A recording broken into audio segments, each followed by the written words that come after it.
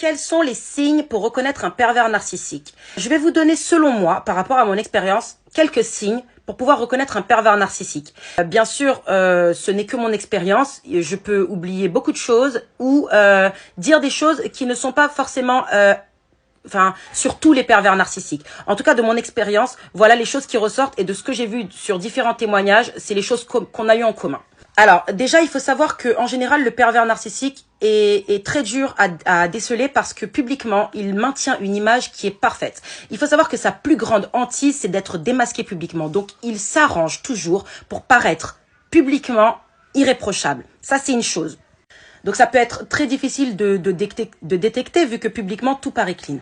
Moi par exemple, au début de ma rencontre avec un pervers narcissique, la personne m'avait menti sur tout, sur son âge, sur sa profession, sur tout. Donc je suis tombée amoureuse d'un masque et littéralement au bout de quelques mois, je me suis rendu compte de la supercherie. Mais j'étais déjà dans le truc.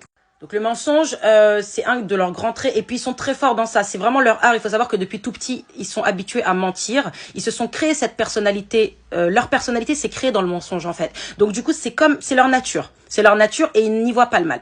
Ensuite, pour reconnaître un pervers narcissique, la triangulation. La triangulation.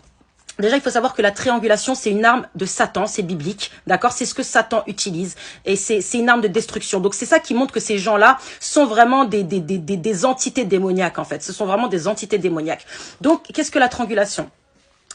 C'est-à-dire que la personne va créer des problèmes entre vous et d'autres personnes.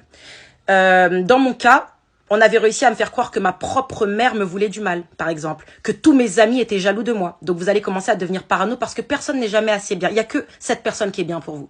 Donc la triangulation, vous créez des problèmes avec un autre. C'est comme un ami qui vient vous dire « Ah, lui, il a dit ça sur toi. » Et il va voir l'autre, il dit « Ah, lui, il a dit ça. » Alors que c'est pas vrai. C'est lui qui vous a dit ça à tous les deux. Ça, c'est une des grandes armes du pervers narcissique. La troisième chose, selon moi, c'est la peur. Le pervers narcissique aime maintenir ses victimes dans la peur. Alors, je vais mettre une nuance là-dessus parce que tous les pervers narcissiques ne peuvent pas avoir le dessus sur la personne. Moi, par exemple, je suis une personne, à part si vraiment tu mesures 2 mètres de long sur 2 mètres de large, si tu veux me violenter, on va se battre. Donc, à ce moment-là, le pervers narcissique va développer des stratégies pour vous maintenir dans la peur. Donc moi, on me parlait souvent d'esprit, on me disait souvent de faire attention qu'il y avait des esprits, on me disait que dehors il y avait des psychopathes, j'avais peur de tout le monde, de tout et de tout le monde pour vous garder sous son emprise, pardon. Donc diviser pour mieux régner. Vraiment, pour moi, c'est les plus gros points, mais il y en a d'autres. Si vous voulez une partie 2, dites-le moi.